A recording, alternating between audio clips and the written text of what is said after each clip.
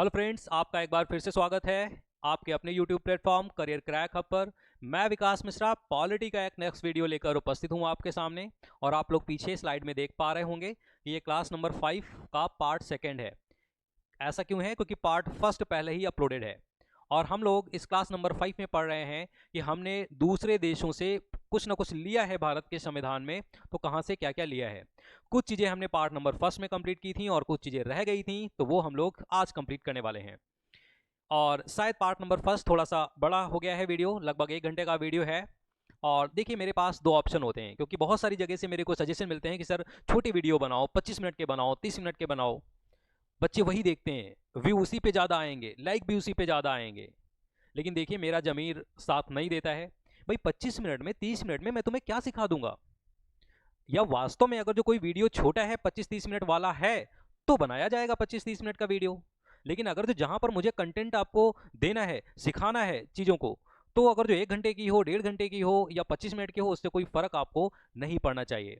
और देखिए, मैं सिर्फ व्यू के लिए, लाइक के लिए, कमेंट के लिए बिल्कुल भी वीडियोज़ नहीं बनाता हूँ, बिल्कुल भी नहीं पढ़ाता हूँ। बस मेरा देखिए क्या है कि टीचिंग मेरी हॉबी है, अच्छा लगता है पढ़ाना। और मैं हमेशा ये कोशिश करता हूँ कि आपके पास ऐसा कंटेंट जाए जिससे कि आपका भविष्य संवरे, सजे, आप अपने जॉब, अपने सिलेक्शन की तरफ आगे बढ़ें। चाहे वो वीडियो 1 घंटे का हो, चाहे आधे घंटे का हो, इससे मेरे को फ़र्क नहीं पड़ता। तो आइए, ना देरी करते हुए हम लोग अपना नेक्स्ट टॉपिक ये वाला स्टार्ट कर लेते हैं। तो देखिए, आज क्या है कि ये देखिए, पॉइंट नंबर 6 तक हमने पिछली पार्ट नंबर 1 में पढ़ लिया था, ठीक है। ये देखिए क्या है, जर्मनी का वाइमर संविधान। तो जर्मनी से भी भाई हमने कुछ ना कुछ लिया है, देख लेते हैं। एक ही पॉइंट है, आपातकाल के समय मूल अधिकारों का स्थगन। तो देखिए है क्या कि हमारे यहाँ पर 3 टाइप की इमरजेंसी होती हैं, ध्यान रखना, 3 टाइप की इमरजेंसी होती हैं। और जो नेशनल इमरजेंसी होती है, कौन सी बेटा इमरजेंसी? नेशनल इमरजेंसी, है ना। तो नेशनल इमरजेंसी, राष्ट्रीय आपातकाल, ठीक है। कौन सा आपातकाल? राष्ट्रीय आपातकाल। ये मैं बोल क्यों रहा हूं बार बार? जिससे आपको याद हो जाए, क्योंकि 3 टाइप की इमरजेंसी होती हैं। तो राष्ट्रीय आपातकाल, नेशनल इमरजेंसी जब लागू होती है अपने यहां पर, तब आपके जो मौलिक अधिकार हैं, मौलिक अधिकार, ठीक है, वो क्या कर दिए जाते हैं? वो छीन लिए जाते हैं, सस्पेंड कर दिए जाते हैं आपके मौलिक अधिकार, जब नेशनल इमरजेंसी लागू होती है तब। हालांकि एक बात आप और याद रख सकते हैं कि मौलिक अधिकारों में भी एक आर्टिकल है आपका, आर्टिकल मतलब अनुच्छेद, एक आर्टिकल है 20 और एक आर्टिकल कौन सा है? 21। आर्टिकल 20 और 21 सस्पेंड नहीं होते हैं। ये दो आर्टिकल नहीं छीने जा सकते नेशनल इमरजेंसी के टाइम पर भी, लेकिन इनके अलावा जितने भी मौलिक अधिकार हैं आपके छीन लिए जाते हैं नेशनल इमरजेंसी के टाइम पर। तो ये कॉन्सेप्ट हमने लिया कहां से है? जरा एक बार देखिए कि आपातकाल के समय, नेशनल इमरजेंसी के टाइम पर मौलिक अधिकारों का छीना जाना हमने लिया है जर्मनी से। क्लियर? अब देख लीजिए कि ऑस्ट्रेलिया के संविधान से हमने क्या क्या लिया है। ऑस्ट्रेलियाज कॉन्स्टिट्यूशन, समवर्ती सूची ली है हमने। तो एक बार देखते हैं कि भाई समवर्ती सूची होती क्या है। और एक बार मैं ये चीज़ बताऊंगा तो ये चीज़ आगे भी काम आएगी, ठीक है। कि देखिए कहाँ कहाँ पर काम आएगी, मैं आपको दिखा दूं। तो यहाँ पर काम आएगी, ये भारत शासन अधिनियम, शक्तियों के वितरण की 3 सूचियाँ लिखी हैं, यहाँ पर भी काम आएगी। तो एक बार वहीं पर मैं आपको सही से बताता हूँ और फिर मैं इसको रिलेट कर दूंगा यहाँ से। समवर्ती सूची, कॉन्करेंट लिस्ट क्या होती है? देखिए, हमारे यहां पर क्या है, केंद्र और राज्य के बीच में शक्तियों को बांटा गया है। बेटा किसके किसके बीच में बांटा गया है? केंद्र और किसके बीच में? केंद्र और राज्य के बीच में पावर को डिवाइड किया गया है, ठीक है। सेंटर और स्टेट के बीच में। और पावर को डिवाइड करने के लिए बेटा कितनी लिस्ट बनाई गई है? 3 लिस्ट बनाई गई हैं, 3 सूचियां बनाई गई हैं। तीन तीन सूचियों के माध्यम से केंद्र और राज्य के बीच में शक्तियों को, पावर्स को बांटा गया है। और इन 3 लिस्ट में से एक जो लिस्ट है उसको हम लोग बेटा क्या बोलते हैं? उसको बोलते हैं यूनियन लिस्ट, ठीक है। या इसको हम लोग बोलते हैं संघ सूची बोलते हैं, ठीक है। दूसरी एक लिस्ट है जिसको हम लोग क्या बोलते हैं? उसको हम लोग बोलते हैं स्टेट लिस्ट या राज्य सूची बोलते हैं, ठीक है। और तीसरी एक सूची है जिसको हम लोग बोलते हैं कॉनकरेंट लिस्ट, समवर्ती सूची, ठीक है। समवर्ती सूची बोलते हैं, ठीक। अब देखिए क्या है, ये जो यूनियन लिस्ट है या संघ सूची है, इसमें जब संविधान लिखा गया था, ध्यान से सुनते जाना सारी चीजें, यूनियन लिस्ट जब ये बनी थी, संविधान लिखा गया था 26 जनवरी 1950 को जब लागू हुआ था, तब यहां पर 97 सब्जेक्ट दिए गए थे, 97 विषय यहां पर दिए गए थे। लेकिन अब ये विषय बढ़ के कितने हो गए हैं, मैं जहां पर सर्कल ऐसे कर रहा हूं, ये जो है रेक्टेंगल या स्क्वायर बना रहा हूं, ये अभी के सब्जेक्ट हैं, अब बढ़ गए हैं, 100 हो गए हैं। ठीक है, राज्य सूची जब लिखी गई थी तब यहां पर देखिए कितने सब्जेक्ट थे, 66 सब्जेक्ट थे। लेकिन अभी ये बढ़ के कितने हो गए हैं, अभी ये बढ़ के 61 सब्जेक्ट हो गए हैं। ठीक है, समवर्ती सूची जब लिखी गई थी तब यहां पर कितने सब्जेक्ट थे, 47 सब्जेक्ट थे। लेकिन अभी बढ़ के ये कितने हो गए हैं, ये 52 हो गए हैं। ठीक है, तो ये जो सर्कल वाले हैं, मैं एक दूसरा पेन यूज कर लेता हूं, ये वाले सर्कल वाले ये अभी वाले हैं। ठीक है, ये वाले ओरिजिनल वाले कॉन्स्टिट्यूशन में ये लिखे मैंने अलग से।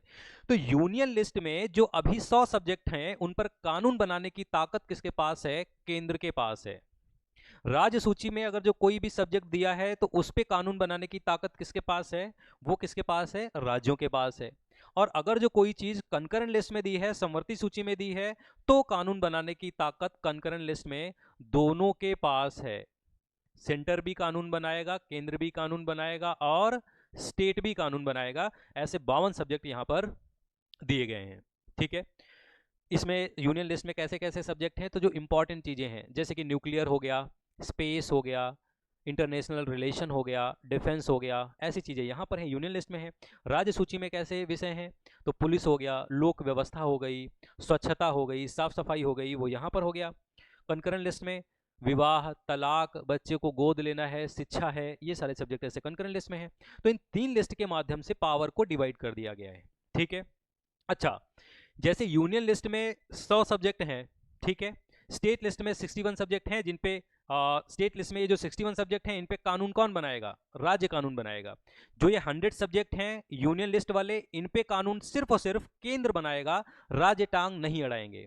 और यदि कोई सब्जेक्ट कंकरेंट लिस्ट में है तो दोनों लोग उस पर कानून बना सकते हैं, सेंटर भी बना सकता है और स्टेट भी बना सकता है। क्लियर हो गया आपको? ठीक है, अब देखिए क्या है, आप ये सोच के देखो कि यहां पर 100 सब्जेक्ट लिखे हैं, यहां 61 अभी लिखे हैं, यहां पर 52 लिखे हैं। क्या दुनिया के सारे सब्जेक्ट यहां पर लिख दिए गए हैं क्या? भाई जब संविधान बन रहा था तो बहुत सारी ऐसी चीजें थी जिनके बारे में नॉलेज नहीं थी। कंप्यूटर की टेक्नोलॉजी आज बढ़ी है, लेकिन जब 1950 में संविधान लागू हुआ तब कंप्यूटर टेक्नोलॉजी इतनी ज्यादा थोड़ी ना थी। साइबर क्राइम आज बढ़ा है, उस टाइम पर इतना इसके बारे में लोग थोड़ी ना जानते थे। तो जिसके बारे में जानते नहीं थे वो चीज लिखी भी नहीं गई होंगी कहीं पर। तो ऐसी चीजें जिसके बारे में लिखा ही नहीं गया किसी भी सूची में, ना तो वो यूनियन लिस्ट में है, ना तो स्टेट लिस्ट में है, ना तो कंकरेंट लिस्ट में है, उस पे कानून कौन बनाएगा? तो देखिए, ऐसी चीजें जो इन तीनों लिस्ट में नहीं है, या ऐसे सब्जेक्ट्स, ऐसे विषय जो ना तो यूनियन लिस्ट में है, ना तो स्टेट लिस्ट में है, ना तो कंकरेंट लिस्ट में है, ऐसे सब्जेक्ट्स को हम देखिए प्यारे स्टूडेंट्स क्या बोलते हैं, ऐसे सब्जेक्ट को हम लोग बोलते हैं, ये यहां पर मैं लिख रहा हूं, रेजिडुअरी, रेजिडुअरी सब्जेक्ट्स बोलते हैं।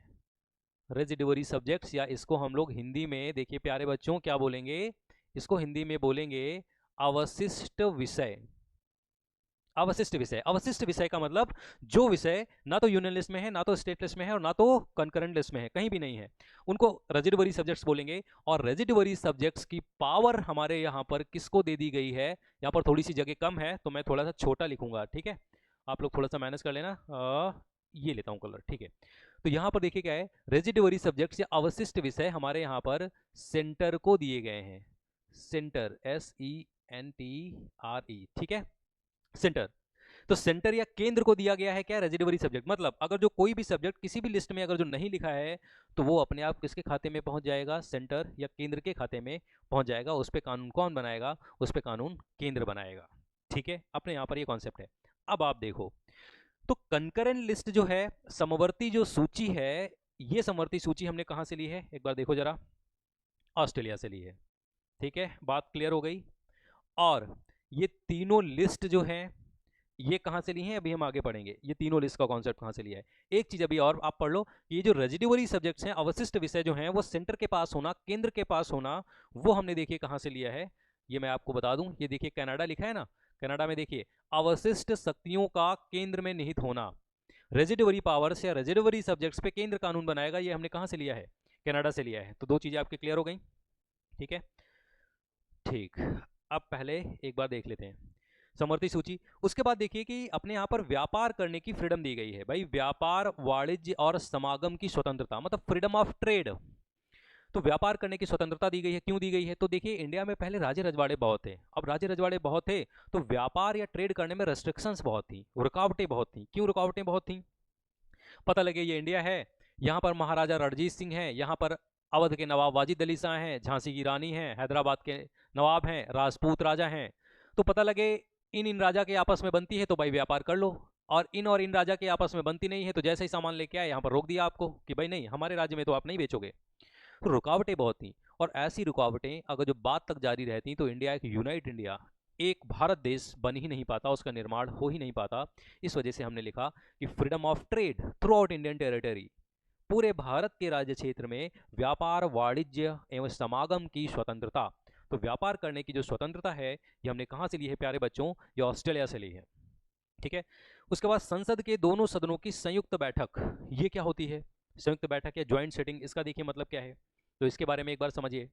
ये अपनी पुरानी वाली संसद है ना, और पुरानी वाली संसद में देखिए एक हाउस तो है लोकसभा, ठीक, एक हाउस हो गया लोकसभा और दूसरा हाउस हो गया राज्यसभा, और उसके बीच में एक बड़ा सा हॉल है, ये वाला पुरानी वाली संसद में एक बड़ा सा हॉल है, उसको सेंट्रल हॉल बोलते हैं। सेंट्रल हॉल, या उसको हिंदी में हम लोग बोलते हैं केंद्रीय कक्ष बोलते हैं। और इस केंद्रीय कक्ष या सेंट्रल हॉल की एक विशेषता तो ये है कि इसी हॉल में बैठ के अपना संविधान लिखा गया है, और दूसरी इसकी विशेषता ये है कि जैसे भी जब कोई भी कानून बनाने के लिए पर्चा या जिस पर्चे पर कानून बनाने के लिए चीजें लिखी जाती हैं उसको बिल कहते हैं, है ना। तो ये पर्चा या बिल, जब बाई चांस इस पर्चा या बिल को लोकसभा में रखा गया, लोकसभा ने अपनी तरफ से पास कर दिया, राज्यसभा में जाएगा ये पर्चा, राज्यसभा ने भी पास कर दिया, और राष्ट्रपति के पास जाएगा, प्रेसिडेंट के पास जाएगा, और प्रेसिडेंट ने जब इस पर्चे पर साइन कर दिया तब ये पर्चा या बिल क्या बन जाएगा? एक्ट बन जाएगा, कानून बन जाएगा। तो कानून बनने की प्रोसेस हमारे यहाँ पर ये है कि बिल को लोकसभा पास करे, राज्यसभा पास करे, राष्ट्रपति साइन करे, वो कानून बन जाएगा। ऐसा भी हो सकता है कि पहले राज्यसभा पास कर दे, फिर लोकसभा पास कर दे, फिर राष्ट्रपति साइन करे, तब भी सही है। लेकिन तब क्या हो, जब बिल लोकसभा में रखा गया और लोकसभा ने तो पास कर दिया, लेकिन राज्यसभा गया तो राज्यसभा ने पास ही नहीं किया, अब क्या हो, क्या किया जाए? या राज्यसभा ने पास कर दिया है, लोकसभा ने पास नहीं किया है, मतलब दोनों हाउस के बीच में डिस्प्यूट है, कोई लड़ाई झगड़ा है, टकराहट है, एक हाउस ने पास कर दिया, एक हाउस पास ही नहीं कर रहा है, तब तो ये बिल जो है दोनों हाउस से पास होकर निकल के जा नहीं पाएगा राष्ट्रपति के पास, राष्ट्रपति साइन नहीं करेंगे, कानूनी नहीं बनेगा। अब क्या हो, इसका सोल्यूशन राष्ट्रपति के पास है। राष्ट्रपति क्या करता है ऐसी सिचुएशन में, जब लोकसभा और राज्यसभा में कोई टकराहट होने के कारण बिल बीच में ही फंस जाता है, दोनों हाउस से पास होकर निकल नहीं पाता है, उसको बोलते हैं डेडलॉक आ गया है, बिल रुक गया है बीच में, कानून कैसे बने, बहुत जरूरी है। तब राष्ट्रपति क्या करता है, लोकसभा के भी सारे मेंबर्स और राज्यसभा के भी सारे मेंबर्स को सेंट्रल हॉल में बुलाएगा, केंद्रीय कक्ष में बुलाएगा, और सबको साथ साथ बैठाएगा, और ये कहेगा जो बातचीत करनी है यहीं पर कर लो, और इकट्ठे ही इनके सबके सामने ये बिल रख दिया जाएगा, ये बिल, और इस बिल को या तो पास करो या तो नेग्लेक्ट करो, लेकिन फाइनल डिसीजन लो।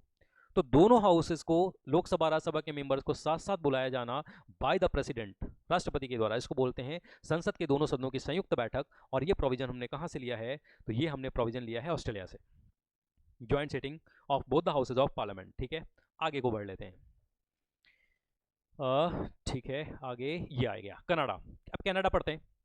तो देखिए कनाडा से हमने क्या क्या लिया है, एक चीज तो हमने क्लियर कर ली कि रेजिडुअरी पावर, अवशिष्ट शक्तियां केंद्र के पास होना, सशक्त केंद्र के साथ संघीय व्यवस्था। देखिए संघीय व्यवस्था का मतलब क्या होता है? Federal system with a powerful centre, इसका देखिए मतलब क्या होता है। तो आप सिंपल शब्दों में मैं आपको समझा रहा हूं, अदरवाइज अगर जो आईएएस की प्रॉपर ये क्लास चल रही होती तो फिर मैं आपको बताता कॉन्फेडरेशन, परिसंघ क्या होता है, फेडरेशन, संघ क्या होता है, यूनियन, एकात्मक राज्य क्या होता है। क्योंकि मुखर्जी नगर में, यही दिल्ली में, आईएएस की क्लास में भी मैं क्लास लेता हूँ, आईएएस वाले बच्चों को भी पढ़ाता हूँ, तो वहाँ पर जब ये टॉपिक आता है तो वहाँ पर तो मेरे को पूरा समझाना पड़ता है कि कॉन्फेडरेशन, फेडरेशन, यूनियन, ये सब क्या है। लेकिन आपके लिए देखिए जो सिंपल आपको समझ में आए वो मैं आपको समझाता हूँ, जो आपके लिए जरूरी है। फेडरेशन, कहीं पर भी वर्ड आ जाए फेडरेशन, ठीक है, फेडरेशन या संघ। तो फेडरेशन या संघ का देखिए मतलब क्या होता है कि अगर जो पावर केंद्र और राज्य, केंद्र और राज्य के बीच में अगर जो पावर को डिवाइड कर दिया जाए, केंद्र और राज्य के बीच में अगर जो पावर को डिवाइड कर दिया जाए, तो ऐसे सिस्टम को समझ लीजिए बोलते हैं फेडरेशन। तो भाई पावर को डिवाइड तो किया गया है, मैं फिर से बता दूं ये कॉन्सेप्ट बड़े हैं, फेडरेशन, कॉन्फेडरेशन, यूनियन, लेकिन इजी आपको समझ में आ जाए इस वजह से मैं ऐसा आपको समझा रहा हूं कि केंद्र और राज्य के बीच में अगर जो पावर का डिवीजन है, पावर को बांट दिया गया है, तो उसको बोलेंगे फेडरेशन। ठीक है, अब देखिए क्या है इसका मतलब। जो अभी हमने 3 सूचियां पढ़ी हैं, केंद्र सूची, राज्य सूची, समवर्ती सूची, तो भाई वो सूचियां इसीलिए तो हैं कि केंद्र और राज्य के बीच में पावर को डिवाइड किया गया है। इसका मतलब इंडिया फेडरेशन तो है, लेकिन हमारे यहाँ पर जब केंद्र और राज्य के बीच में शक्तियों को बांटा जा रहा था, तो पाकिस्तान क्योंकि अलग हो गया था इंडिया से, तो हमारे संविधान को बनाने वाले लोगों के मन में ये बात थी कि अगर जो राज्यों को हमने ज़्यादा पावर दी, क्योंकि उस टाइम पर बहुत सारे राजे रजवाड़े ऐसे थे जो अलग देश बनाना चाहते थे, पाकिस्तान में मिलना चाहते थे, हमारे संविधान को बनाने वाले लोगों के मन में ये बात थी कि अगर जो हमने ज़्यादा पावर दे दी राज्यों को, तो हो सकता है कल को ये अलग हो जाए इंडिया से। इस वजह से क्या हुआ कि उन्होंने जो ज़्यादा पावर दी है वो केंद्र को दी है। ठीक है, तो फेडरेशन तो हम हैं, केंद्र और राज्य के बीच में पावर डिवाइड तो की गई है, लेकिन इन दोनों में पावरफुल किसको रखा गया है, इन दोनों में पावरफुल किसको रखा गया है, केंद्र को रखा गया है, केंद्र को ज्यादा ताकत दी गई है। और ऐसा क्यों किया गया है, क्योंकि यहाँ की सिचुएशन भी ऐसी थी, और साथ साथ में कनाडा का जो संविधान है वहां भी ये कॉन्सेप्ट चलता है। तो एक बार देखो इसको कहते क्या है, इसको कहते हैं सशक्त केंद्र के साथ, शक्तिशाली केंद्र के साथ संघीय व्यवस्था, federal system with a powerful centre. कि फेडरेशन तो है, ये शक्तियों को बांटा तो गया है, लेकिन पावरफुल कौन है, केंद्र है। ठीक है, तो हो गया ये। उसके बाद देखिए केंद्र द्वारा राज्य के राज्यपालों की नियुक्ति।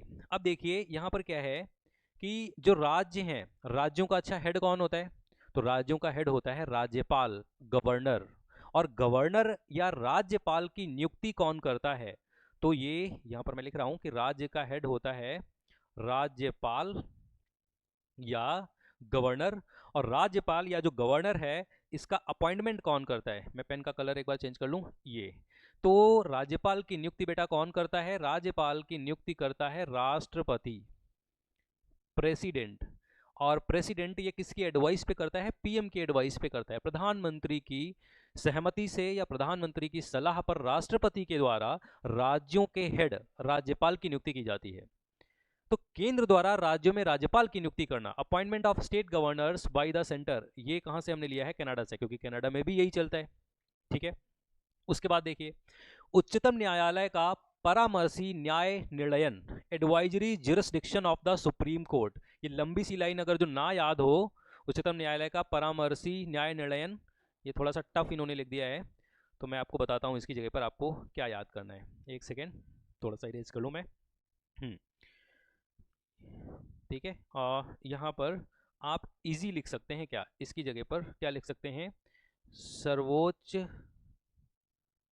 सर्वोच्च न्यायालय, सर्वोच्च न्यायालय की राष्ट्रपति को सलाह, ये लाइन लिख सकते हैं, राष्ट्रपति को सलाह।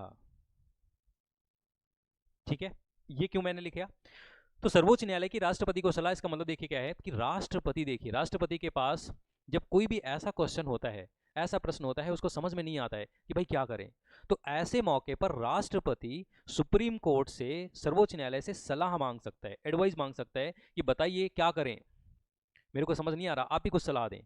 तो ये कॉन्सेप्ट हमने कहां से लिया, कनाडा से, कि अपने यहाँ का राष्ट्रपति किसी से सलाह मांग सकता है, सर्वोच्च न्यायालय से, तो सर्वोच्च न्यायालय की राष्ट्रपति को सलाह, ये हमने कहां से लिया, कनाडा से, क्योंकि कनाडा में भी यही कॉन्सेप्ट चलता है। और अगर जो आपसे आर्टिकल पूछे, तो आर्टिकल कौन सा है, आर्टिकल या अनुच्छेद नंबर 143 है, ये खूब आता है आर्टिकल एग्जाम में, कि राष्ट्रपति सर्वोच्च न्यायालय से जो सलाह मांगता है वो किस आर्टिकल के तहत मांगता है, वो किस आर्टिकल में दिया गया है, भारत के संविधान के किस अनुच्छेद में दिया गया है, आर्टिकल 143। ठीक है, तो कनाडा वाला भी हमने कंप्लीट कर लिया, क्या क्या चीजें हमने ली हैं। उसके बाद देखिए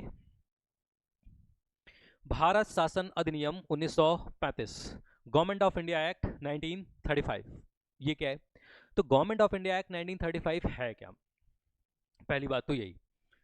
तो क्योंकि इंडिया पर ब्रिटिशर्स का शासन था, अंग्रेजों का शासन था, तो अंग्रेजों ने जब यहाँ पर शासन सत्ता संभाली इंडिया की, तो इंडिया में उन्होंने बहुत सारे कानून बनाए कि भाई प्रशासन तो यहाँ पर उनको चलाना है, शासन व्यवस्था एस्टैब्लिश करनी है, तो कानून बनाने पड़ेंगे। पहला जो उन्होंने कानून बनाया वो 1773 में बनाया था, 1773 रेगुलेटिंग एक्ट। हिस्ट्री में आपने पढ़ा होगा, है ना। हिस्ट्री से आप ये बात मुझे याद आ गई। अगर जो हिस्ट्री की आपको तैयारी करनी है तो मैं ही जो है हिस्ट्री आपको इस प्लेटफॉर्म पर पढ़ा रहा हूँ, और हिस्ट्री की भी वीडियो बिल्कुल डेप्थ वाली वीडियो है। आप कोई भी एग्जाम देने जाएं, हिस्ट्री से आपका क्वेश्चन आपका नहीं छूटेगा। आप वीडियोस देखिए और उसके बाद आप मेरे को बताइए। मैं तो यही चाहता हूँ कि आप सिलेक्शन लेके कमेंट करें कि सर सिलेक्शन हो गया मेरा, मुझे जॉब मिल गई, मुझे बहुत खुशी होगी। चलिए आइए देखते हैं। भारत शासन अधिनियम 1935, गवर्नमेंट ऑफ इंडिया एक्ट 1935। तो ब्रिटिशर्स ने इंडिया के लिए पहला कानून बनाया 1773, 1773 में। उसके बाद उन्होंने बहुत सारे कानून बनाए भारत का शासन जो है चलाने के लिए, एडमिनिस्ट्रेशन रन करने के लिए बहुत सारे कानून बनाए। और उसमें से एक सबसे इंपॉर्टेंट कानून अंग्रेजों ने जाते जाते बनाया। जाते जाते का मतलब 1947 में वो लोग छोड़ के चले गए। उससे पहले उन्होंने इंडिया के लिए एक कानून बनाया है 1935 में, उसको हम लोग बोलते हैं government of India act 1935, Bharat शासन अधिनियम 1935।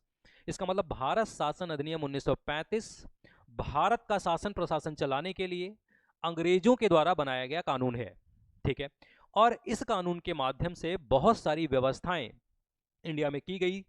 और अगर जो आपसे कोई पूछे कि भारत के संविधान में सबसे ज्यादा चीजें कहां से ली गई हैं, तो उसका आंसर है भारत शासन अधिनियम 1935। ऐसा क्यों? क्योंकि भारत शासन अधिनियम 1935 में जो जो चीजें लिखी गई थी, इसका नॉलेज हमारे राजनेताओं को था कि ये चीजें काम कैसे करती हैं। इसके नेगेटिव पॉइंट्स, इसके पॉजिटिव पॉइंट्स से वो अवगत थे, उनको पता था कि ये चीजें कैसे काम करती हैं। तो भाई जो चीजें पता हो कि ये चीजें कैसे काम करेंगी, उनको ज्यादा लिया जाएगा, क्योंकि उसके बारे में सब सोचा समझा है पहले से ही।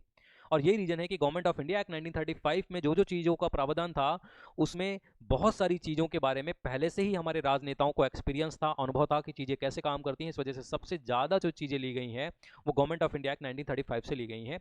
लगभग 250 आर्टिकल, अनुच्छेद सीधे सीधे उठा के जो है भारत के संविधान में 1935 के एक्ट से लिख दिए गए हैं। और यही रीजन है कि गवर्नमेंट ऑफ इंडिया एक्ट 1935 जो है, इसको हम लोग बोलते हैं ब्लूप्रिंट। क्या बोलते हैं? Blueprint. Blueprint of Indian constitution. Blueprint of Indian constitution, ठीक है। ब्लूप्रिंट ऑफ इंडियन कॉन्स्टिट्यूशन, भारतीय संविधान का ये ब्लूप्रिंट है। सबसे ज्यादा चीजें जो ली गई हैं वो कहां से ली गई हैं? गवर्नमेंट ऑफ इंडिया एक्ट 1935 से ली गई। एक बार देख लेते हैं क्या क्या। तो संघीय व्यवस्था, फेडरल सिस्टम। अच्छा एक बात और, अब देखिए गवर्नमेंट ऑफ इंडिया एक्ट ये 1935 है, इसकी चीजें आपको इजी से समझ में आ सकें इसके लिए एक चीज और समझ लीजिए भाई। 1935 में अंग्रेजों ने क्या किया? भारत के लिए कानून बनाया, गवर्नमेंट ऑफ इंडिया एक्ट 1935। तो उन्होंने जो 1935 में ये कानून बनाया है, क्या उसमें उन्होंने सारी नई चीजें लिखी हैं? जी नहीं। उन्होंने खुद किसी दूसरे देश से कुछ ना कुछ लिया होगा, और वही चीजें जो है फिर इंडिया में 1935 के एक्ट से लागू की गई। तो हो सकता है गवर्नमेंट ऑफ इंडिया एक्ट 1935 में जो चीजें हैं वो आपको कहीं दूसरे देश में भी मिल जाए, दूसरे देश के संविधान में भी मिल जाए, ठीक है। तो यहां पर देखिए संघीय व्यवस्था या फेडरल सिस्टम, इसको यूनियन सिस्टम कहना ज्यादा सही होगा, लेकिन फिर भी लिखा है संघीय व्यवस्था। तो संघीय व्यवस्था देखिए कनाडा से भी हम लोग ले चुके हैं। देखिए एक बार, कनाडा की सशक्त केंद्र के साथ संघीय व्यवस्था, ठीक है। जब ये लाइन पूरी है, सशक्त केंद्र के साथ संघीय व्यवस्था, हमने कहां से ली? कनाडा से ली, ठीक है। और ऑप्शन में देखिए अगर जो दोनों हो, जैसे कि संघीय व्यवस्था, फेडरल सिस्टम, ये बात एक ही है। सशक्त केंद्र के साथ संघीय व्यवस्था कनाडा से भी हमने ली, और संघीय व्यवस्था का जो चीज है वो हमने कहां से ली? भारत शासन अधिनियम 1935 से भी ली। लेकिन अगर जो संघीय व्यवस्था आ जाए क्वेश्चन में कि संघीय व्यवस्था कहां से ली, और ऑप्शन में भारत शासन अधिनियम 1935 भी हो, कनाडा भी हो, तो मेरी राय आपको यही है कि कनाडा को ज़्यादा प्रेफरेंस मिलेगी, है ना। कनाडा को ज़्यादा प्रेफरेंस, फर्स्ट प्रेफरेंस कनाडा को आप दीजिएगा। अगर जो कनाडा हो ही ना, तो आप किसको टिक करेंगे? तो आप टिक करेंगे भारत शासन अधिनियम 1935, ठीक है। तो संघीय व्यवस्था, ठीक है, यहां से ली। उसके बाद देखिए भारत शासन अधिनियम 1935 में राज्यपाल का कार्यालय दिया गया है। इसका मतलब क्या है? तो राज्यपाल का केंद्र के द्वारा अपॉइंटमेंट होना, केंद्र अपॉइंटमेंट करेगा राज्यपाल का। ये हमने कहां से लिया? कनाडा से लिया। लेकिन यहां पर क्या दिया है, राज्यपाल का कार्यालय, और राज्यपाल के कार्यालय का मतलब क्या हो गया कि गवर्नर के वर्क एंड पावर्स, गवर्नर की शक्तियां और गवर्नर की जो कार्य हैं वो हमने कहां से लिए हैं, भारत शासन अधिनियम 1935 से लिए हैं। मतलब राज्यपाल का कार्यालय का मतलब ऑफिस के द्वारा काम और शक्तियां क्या क्या उसकी ऑफिस की हैं, वो चीजें हमने कहां से ली, गवर्नमेंट ऑफ इंडिया एक्ट 1935 से ली। उसके बाद देखिए स्ट्रक्चर ऑफ द जुडिशरी, ठीक है, न्यायपालिका का ढांचा, स्ट्रक्चर ऑफ द जुडिशरी, न्यायपालिका का ढांचा। और यहां से देखिए क्या है, न्यायपालिका का ढांचा का मतलब हमारे यहाँ पर 3 टियर स्ट्रक्चर है। 3 टियर का मतलब त्रिस्तरीय संरचना है। त्रिस्तरीय संरचना का देखिए मतलब क्या हो गया कि भाई सबसे ऊपर हाई कोर्ट है, उससे नीचे क्या है, सॉरी सबसे ऊपर सुप्रीम कोर्ट है, उससे नीचे हाई कोर्ट है, और उससे नीचे क्या है, डिस्ट्रिक्ट कोर्ट है। तो ये 3 टियर स्ट्रक्चर हमने कहां से लिया है, जुडिशरी का, गवर्नमेंट ऑफ इंडिया एक्ट 1935। लोक सेवा आयोग, पब्लिक सर्विस कमीशन, केंद्र के लेवल पर UPSC, union public service commission, संघ लोक सेवा आयोग जो आईएएस वाला एग्जाम करवाते हैं, और राज्यों में जो स्टेट पब्लिक सर्विस कमीशन होते हैं, राज्य लोक सेवा आयोग, जनरली आप जिनको पीसीएस का एग्जाम कहते हो, जो वो कंडक्ट करवाते हैं। तो ये जो लोक सेवा आयोग का कॉन्सेप्ट है, ये भी हमने कहां से लिया है, गवर्नमेंट ऑफ इंडिया एक्ट 1935। आपातकालीन उपबंध, ये जो इमरजेंसी के प्रोविजंस हैं, जो 3 टाइप की इमरजेंसी अपने यहाँ पर हैं, नेशनल इमरजेंसी, नेशनल इमरजेंसी को हिंदी में क्या बोलते हैं, राष्ट्रीय आपातकाल, प्रेसिडेंट रूल, राष्ट्रपति शासन, और तीसरी वाली को फाइनेंशियल इमरजेंसी बोलते हैं, वित्तीय आपातकाल बोलते हैं। तो तीनों टाइप की जो इमरजेंसीज हैं उनके प्रोविजंस कहां से लिए हैं, भारत शासन अधिनियम 1935। और देखिए शक्तियों के वितरण की 3 सूचियां, तो वही वाली 3 सूची, कौन सी 3 सूची, आपको मैं फिर से एक बार दिखा दूं, ये रही आपकी 3 सूची, union list, state list, concurrent list, ठीक है। अगर जो आपसे ये पूछे कि कंकरेंट लिस्ट कहां से ली है, सिर्फ समवर्ती सूची कहां से ली है, तो आंसर है ऑस्ट्रेलिया। अगर जो आपसे कहे कि तीनों सूची का कॉन्सेप्ट कहां से लिया है, तो है आपका answer government of India act 1935, ठीक है। ठीक है, तो ये रहा। तो ये सारी चीजें हमने देखिए कवर कर ली। फिर से मैं संघीय व्यवस्था पे बता दूं कि संघीय व्यवस्था अगर जो देखिए, अगर जो आ जाए सशक्त केंद्र के साथ संघीय व्यवस्था, तो आप कनाडा लगा देना, ठीक है। सिर्फ दिया हो संघीय व्यवस्था, तो आप गवर्नमेंट ऑफ इंडिया एक्ट 1935 लगा देना, ठीक है। और अगर जो यही संघीय व्यवस्था या सशक्त केंद्र के साथ संघीय व्यवस्था, ये मतलब कुछ भी दे करके और दोनों ऑप्शन में हो, भाई कनाडा भी ऑप्शन में हो, गवर्नमेंट ऑफ इंडिया एक्ट 1935 भी ऑप्शन में, और कोई एक लगाना हो, तो मेरी राय आपको यह है कि आप कनाडा को लगाना, कनाडा को प्रेफरेंस देना, ठीक है। तो क्लियर हो गया, ठीक। दूसरी बात, एक चीज मैं आपको और बता दूं, जो पिछले पार्ट 1 में जो वीडियो था, पार्ट 1 में एक वीडियो था, पार्ट 1 में जो क्या चीज पढ़ी थी, एक बार फिर से मैं उसको रिपीट कर रहा हूं कि प्रोसीजर एस्टैब्लिश्ड बाय लॉ। तो प्रोसीजर एस्टैब्लिश्ड बाय लॉ, है ना, इसको हम लोग क्या बोलते हैं, विधि द्वारा स्थापित प्रक्रिया, विधि द्वारा स्थापित प्रक्रिया। तो ये जो विधि द्वारा स्थापित प्रक्रिया है, ये मैंने आपको पढ़ाया है कि ये कहां से ली है, पिछले वीडियो में ये मैंने पढ़ाया है आपको कि ये ब्रिटेन से ली है, ठीक है, ये सही है, ब्रिटेन से लिए। लेकिन कभी कभी क्या है, अब एग्जामिनर होशियार हो गए हैं, वो क्या करते हैं, बच्चों का क्वेश्चन गलत करवाना है, गलत करवाना है तो आपको प्रोसीजर एस्टैब्लिश्ड बाय लॉ दे देंगे, लेकिन ब्रिटेन आपको ऑप्शन में ही नहीं मिलेगा, आपको ऑप्शन में मिलेगा जापान। तो बेटा जापान के संविधान में भी यही लाइन लिखी है, तो ब्रिटेन अगर जो ऑप्शन में ना मिले तो आप टिक क्या करेंगे, तो आप जापान टिक कर देना कि procedure established by law Japan से भी है, मतलब उनके संविधान में भी है ये। ब्रिटेन है तो ब्रिटेन को टिक करेंगे, ब्रिटेन नहीं है तो किसको टिक करेंगे, जापान को टिक करेंगे, ठीक है। ये हमने पिछली वीडियो में किया था। तो ये सारी चीजें जो है हमने कवर की, एक बार रिवाइज करवाऊं आपको तेजी के साथ। तो देखिए जर्मनी से कि भाई जर्मनी से क्या लिया है, तो नेशनल इमरजेंसी के टाइम पर मौलिक अधिकार सस्पेंड हो जाएंगे, ये लिया है। ऑस्ट्रेलिया के संविधान से क्या लिया है, समवर्ती सूची ली है, कंकरेंट लिस्ट, व्यापार करने की स्वतंत्रता ली है, और संसद के दोनों सदनों की संयुक्त बैठक, लोकसभा और राज्यसभा के मेंबर्स का साथ साथ बैठना, ये हमने कहां से लिया है, ऑस्ट्रेलिया से लिया है। उसके बाद देखिए रिवाइज करवाता हूं। उसके बाद देखिए कनाडा के संविधान से क्या क्या लिया है, एक बार मैं देख लूं आपको पूरा मैंने रिवाइज करवाया है जर्मनी का, हाँ ठीक है सही है। उसके बाद देखिए कनाडा, कनाडा के संविधान से तो शक्तिशाली केंद्र के साथ संघीय व्यवस्था है, केंद्र और राज्य के बीच में पावर तो बांटी गई है, लेकिन शक्तिशाली कौन है, केंद्र। कहां से लिया गया, कनाडा से। अवशिष्ट शक्तियां, जो तीनों सूचियों में जो सब्जेक्ट नहीं है वो केंद्र के पास होना, कहां से लिया गया, कनाडा से। केंद्र द्वारा राज्यों में राज्यपाल की नियुक्ति, कहां से लिया गया, कनाडा से। उसके बाद सर्वोच्च न्यायालय राष्ट्रपति को सलाह देता है, ये कहाँ से लिया गया? कनाडा से। ठीक है, उसके बाद जो है भारत शासन अधिनियम, तो संघीय व्यवस्था, फेडरल सिस्टम, भारत शासन अधिनियम 1935। राज्यपाल का कार्यालय, गवर्नर्स ऑफिस, गवर्नर का अपॉइंटमेंट सेंटर करेगा ये कनाडा। गवर्नर का ऑफिस का मतलब गवर्नर के वर्क एंड पावर्स, भारत शासन अधिनियम 1935।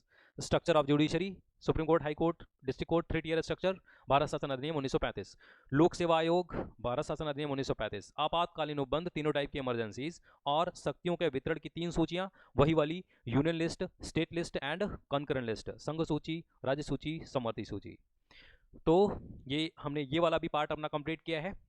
और वीडियोस को बहुत अच्छे से देखने के लिए, अपना प्यार बनाए रखने के लिए आपको मैं विकास मिश्रा बहुत बहुत धन्यवाद कहता हूँ। Thank you very much.